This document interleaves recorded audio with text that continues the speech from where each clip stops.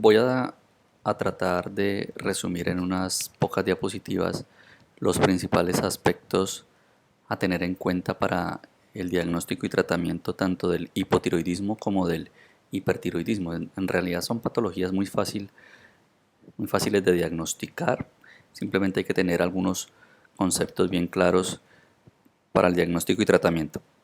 Entonces recordar brevemente que el hipotiroidismo puede ser de origen primario, es decir, que el problema esté en la glándula tiroidea, ¿sí? O tener un hipotiroidismo central en el que el problema o el daño está a nivel de la hipófisis. Y hay un concepto también importante que es el hipotiroidismo subclínico, que al final lo trataremos porque tal vez sea el principal problema o en donde se encuentran las principales dudas en cuanto a diagnóstico y sobre todo tratamiento. Entonces, el perfil hormonal del hipotiroidismo primario, repito que el hipotiroidismo primario hace referencia a que el problema está en la glándula tiroidea. Cuando se presenta un hipotiroidismo primario, vamos a tener una TSH elevada, generalmente por encima de 5 unidades internacionales, aunque el valor de referencia varía un poco dependiendo del laboratorio, ¿sí? Con una TSH elevada, con una T4 libre baja. Y evidentemente, para poderlo diagnosticar de un hipotiroidismo primario, el paciente debe tener unos síntomas clínicos que sean evidentes y acordes a la patología. En cuanto al hipotiroidismo central, es decir, que el problema radica a nivel de la hipófisis, vamos a encontrar una T4 libre baja con una TSH que puede ser variable. La TSH la podemos encontrar baja, en cuyo caso sería muy fácil, ¿cierto? Porque vamos a pensar que si la TSH está baja y la T4 libre está baja es porque a nivel de la hipófisis no se está produciendo unos adecuados niveles de TSH. Pero también esa TSH la podemos encontrar normal. En estos casos en los que sospechamos hipotiroidismo central porque tenemos este perfil de T4 libre baja y TSH normal o baja, habría que hacer una resonancia magnética cerebral o de silla turca para analizar la hipófisis, y generalmente lo que vamos a encontrar son adenomas. En el caso del hipotiroidismo subclínico, hay un poco o esto genera ciertas dudas al momento del diagnóstico y el tratamiento. Digamos que por definición el hipotiroidismo subclínico consiste en la evidencia de una TSH elevada, generalmente entre 5 y 10 unidades internacionales, con una T4 libre y una T3 normales, en un paciente que no tiene síntomas o cuyos síntomas no son claros o son muy inespecíficos. Las manifestaciones clínicas del hipotiroidismo son muy variadas y a veces es difícil establecer si esos síntomas tienen relación con el hipotiroidismo, pero en otras ocasiones los síntomas son muy evidentes. Digamos, dentro del espectro de las manifestaciones clínicas podemos encontrar, por ejemplo, mujeres que consulten por trastornos menstruales, por ejemplo, mujeres en amenorrea que no estén embarazadas, pacientes que manifiestan dolores sobre todo articulares y en ocasiones musculares. Es por esto que es importante siempre dentro del síndrome poliarticular, dentro del paciente que consulta por dolores poliarticulares, siempre descartar un hipotiroidismo. También se pueden evidenciar algunas otras alteraciones, por ejemplo, el exceso de resequedad en la piel, alteraciones, sobre todo fragilidad, tanto en el pelo como en las uñas, pacientes que presenten alteración o pérdida de la memoria. Y en cuanto a la ganancia de peso, aquí digamos que se puede encontrar la mayor controversia porque en realidad muchos pacientes manifiestan que han incrementado de peso en los últimos meses, pero no siempre eso es atribuible al hipotiroidismo. En realidad se dice que el hipotiroidismo es responsable más o menos de un 3 a un 5% del incremento del peso. Entonces en realidad no podemos tomar el incremento de peso como único dato sugestivo de hipotiroidismo. A nivel de laboratorios podemos encontrar, lo más común es encontrar incremento en los niveles de colesterol. De hecho, parte del estudio de los pacientes con hipercolesterolemia incluye descartar un hipotiroidismo, la hiponatremia. Hasta un 10% de los pacientes pueden tener anemias macrocíticas porque en muchas ocasiones el hipotiroidismo se puede asociar, olvido, hasta un 10% a una anemia perniciosa. Y también importante el incremento de las enzimas musculares. Se asocia a hipotiroidismo, entonces hay que tener en cuenta en esos pacientes que tienen mialgias y incremento de las enzimas musculares, descartar que no tengan un hipotiroidismo. Muchos pacientes que tienen hipotiroidismo de origen central también tienen otras alteraciones hormonales consecuencia de la alteración de la hipófisis, entre ellos la hiperprolactinemia, que generalmente es por adenomas hipofisiarios. En cuanto a la ecografía no es necesaria solicitarla de rutina, si bien es cierto que se solicita de una forma exagerada. De hecho, hay muchos estudios que hablan de un exceso en la solicitud de ecografías tiroideas. En realidad, la indicación está en aquellos pacientes que presentan bocio o en los cuales o en aquellos en los que en el examen de cuello se palpan nódulos, ¿sí? Y esta ecografía pues nos sirve, además de confirmar el bocio, pues de identificar nódulos que sean potencialmente malignos. Algunos pacientes presentan síntomas de compresión debido al bocio, por ejemplo, disfagia, disfonía. En esos pacientes, si sospechamos que el bocio es intratorácico, habría que solicitar un TAC de cuello de tórax para descartar que esos síntomas compresivos sean secundarios al bocio. ¿Qué signos de malignidad podemos encontrar en la ecografía? Probablemente estos son los dos más habituales y con mayor especificidad, y son el reporte de hipoecogenicidad marcada de los nódulos, así como las microcalcificaciones, ¿sí? Generalmente los radiólogos están muy entrenados en esto y cuando evidencian una hipoecogenicidad marcada y microcalcificaciones, el informe del radiólogo suele sugerir que estos pacientes se les debe realizar una CAF para descartar que no tengan una enfermedad maligna. Entonces, ¿a qué pacientes debemos realizarle a CAF? A aquellos pacientes en general, se les solicita a aquellos pacientes que tienen nódulos mayores de 1 centímetro, excepto si esos nódulos son coloides, que en ese caso son nódulos benignos. Para saber si son coloides, pues generalmente en el informe del radiólogo queda descrito, ¿sí? O también aquellos nódulos que son menores de 1 centímetro pero que tienen signos ecográficos claros de malignidad, por ejemplo las microcalcificaciones. Pero digamos que por norma general los nódulos mayores de 1 centímetro. En ocasiones hay quistes coloides que son benignos obviamente, pero que son muy grandes, por ejemplo cuando miden más de 3 centímetros, en esos casos a veces mediante radiología intervencionista se pueden drenar para evitar o para mejorar algunos molestias como el dolor o por el efecto de masa que ejerce. Entonces, ¿cómo vamos a tratar el hipotiroidismo? Ya hemos dicho que el perfil de un hipotiroidismo primario es el de la TSH elevada con una T4 libre baja. En el caso del hipotiroidismo central es una T4 libre baja con una TSH que puede ser normal o baja. ¿Por qué insisto en la T4 libre? Para el hipotiroidismo solo debemos basarnos en T4 libre y en TSH. T3 no es importante o no aporta mucho dentro del diagnóstico y tratamiento del hipotiroidismo. Lo mismo pasa con la T4 total, no aporta mucho. Entonces nos basamos básicamente en TSH y T4 libre. Entonces, en el tratamiento del hipotiroidismo, pues lo que tenemos que buscar es normalizar la TSH y obviamente mejorar los síntomas del paciente. Para esto vamos a usar levotiroxina, cuya dosis inicial varía entre 1 y 1.6 microgramos por kilo al día. Hay que tener en cuenta en los ancianos o en pacientes que tienen cardiopatías que debemos iniciar con unas dosis más bajas, ser un poquito más prudentes, dosis entre 25 y 50 microgramos al día, por el riesgo de un hipertiroidismo facticio, es decir, de generar síntomas secundarios a un exceso de dosis de hormona tiroidea. Eso es importante tener en cuenta. La levotiroxina tiene todas estas presentaciones: 25, 50, 75, 88, 100, bueno, en fin, todas estas presentaciones. ¿Y esto por qué es importante?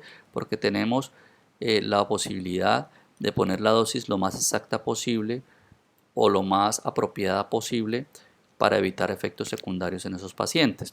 Muchas veces nos acostumbramos a manejar las tabletas de 50 y de 100, y en muchas ocasiones los pacientes parten estas tabletas si necesitamos una dosis menor. Por ejemplo, si necesitamos la dosis de 25, a veces lo que hacen es partir la tableta de 50, o si necesitamos dosis de 75 microgramos, a veces lo que se indica es que un día tome 100, otro día 50. En realidad esto no es lo más adecuado.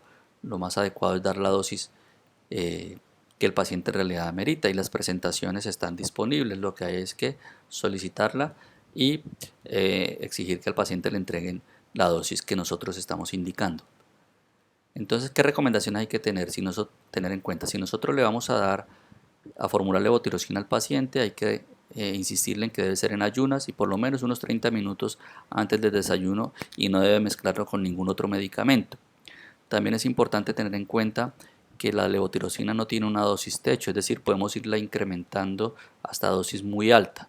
Si bien es cierto que cuando ya empezamos a tener dosis muy altas, por encima de 300 microgramos, por ejemplo, pues hay que pensar en que algo está pasando en ese paciente.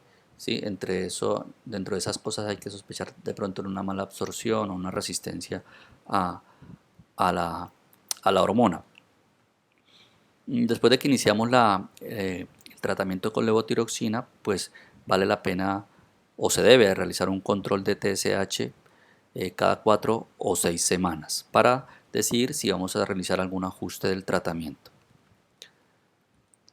Por ejemplo, si tenemos un paciente de 70 kilos, si le calculamos a 1 microgramo por kilo día, pues entonces nos darían 70 microgramos. Lo que hacemos es aproximarlo a la dosis más cercana de acuerdo a las presentaciones. Entonces tenemos la presentación de 75, entonces le podríamos iniciar con 75 microgramos en ayunas, dándole la recomendación al paciente que se la tome mínimo 30 minutos antes del desayuno, que no lo mezcle con ningún otro medicamento, porque todo eso puede alterar la absorción de la levotiroxina. Lo citamos al paciente en un mes o mes y medio, en 4 a 6 semanas, con unos nuevos exámenes de TSH y T4 libre para ver si necesitamos hacer ajuste. Si el paciente sigue sin control, es decir, está fuera del objetivo, que el objetivo ¿cuál es? Mantener una TSH dentro de lo normal, es decir, lo ideal es por debajo de 4 o si se puede entre 2 y 3, con una T4 libre normal. Entonces, si al control de las 4 o 6 semanas sigue fuera de ese objetivo, pues lo que hacemos es subirle la dosis a la siguiente presentación. Si tenemos disponibilidad de la de 88 microgramos, pues se la subimos a 88, si no a 100 microgramos al día. Obviamente, si ya con esta dosis lo tenemos controlado, lo que podemos hacer es citarlo a los 3 meses con un nuevo control de hormonas tiroideas para ver si esto se mantiene. En cuanto al hipotiroidismo subclínico, es una cosa o es un tema bastante importante de aclarar, porque en la práctica diaria se ven que muchos pacientes con hipotiroidismo subclínico reciben tratamiento cuando en realidad no lo necesitan. Entonces, cuando nosotros nos enfrentamos a un hipotiroidismo subclínico, que por definición clásica, aunque no muy adecuada, se define como como paciente que no tiene síntomas o muy pocos síntomas, con una TSH que está entre 5 y 10 unidades internacionales, con una T4 libre normal. Cuando nos enfrentamos a ese paciente, antes de decidir dar tratamiento debemos plantearnos estas 3 preguntas que me gustan a mí bastante porque yo creo que aclara la mayoría de dudas. La primera pregunta es: ¿qué riesgo de progresión tiene ese paciente hacia un hipotiroidismo clínico? La segunda pregunta es si ese paciente tiene síntomas que realmente son por el hipotiroidismo. Y la tercera pregunta es si ese hipotiroidismo subclínico tiene algún impacto negativo en la salud. En cuanto a la primera pregunta, es decir, qué riesgo de progresión hacia hipotiroidismo clínico tiene ese paciente, los mejores predictores son la TSH, los niveles de TSH y los anticuerpos anti-TPO. Si el paciente tiene unos niveles de TSH por encima de 10 y los anticuerpos anti-TPO, es decir, antiperoxidasa, son positivos, el riesgo de progresión anual es del 4%. Pero si no cumple ninguno de estos dos criterios, más o menos el 70% se resuelven sin ningún tratamiento. En cuanto a la segunda pregunta, que si tiene síntomas de hipotiroidismo o que esos síntomas son claramente por el hipotiroidismo, entonces ya hemos visto en las manifestaciones clínicas que los síntomas son muy variados, ¿sí?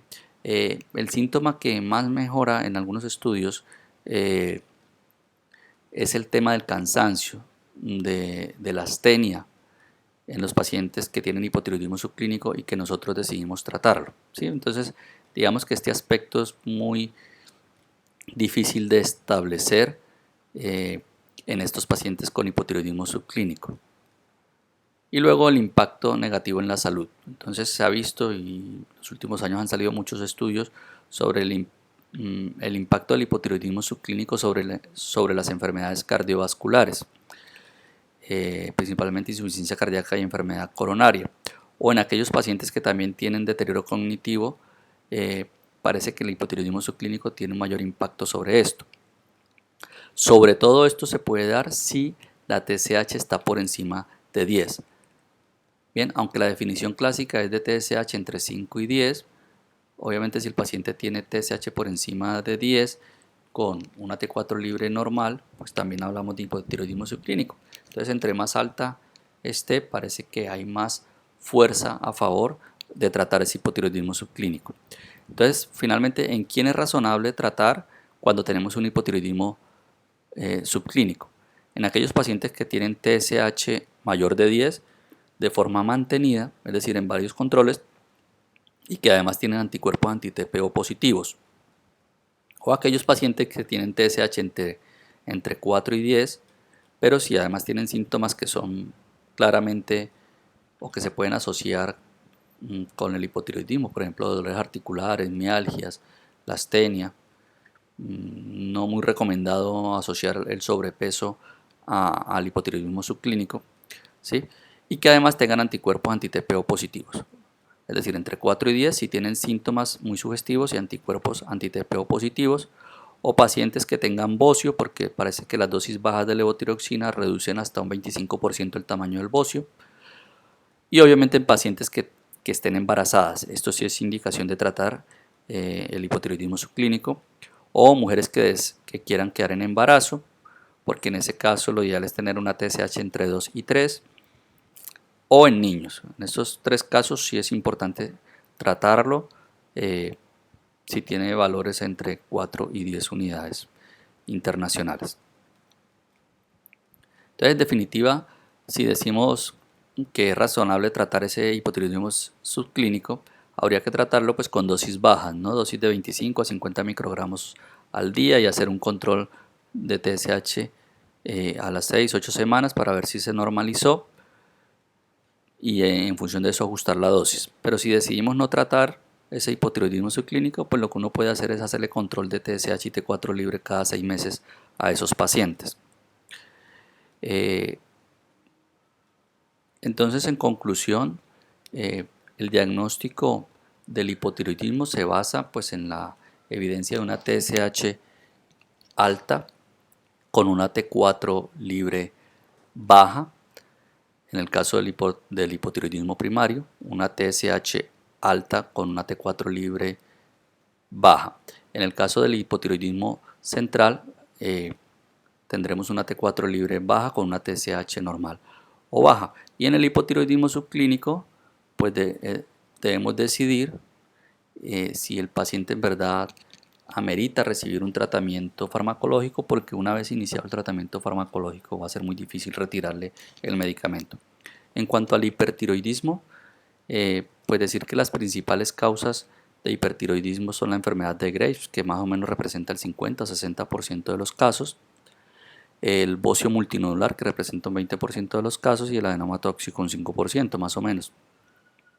Las manifestaciones clínicas del hipertiroidismo también son muy variadas, pero lo típico es encontrar la mujer que consulta porque está perdiendo peso de una forma rápida, sin modificaciones en su dieta, que presenta palpitaciones, que presenta temblor, que presenta en las últimas semanas mucho nerviosismo, trastorno del sueño.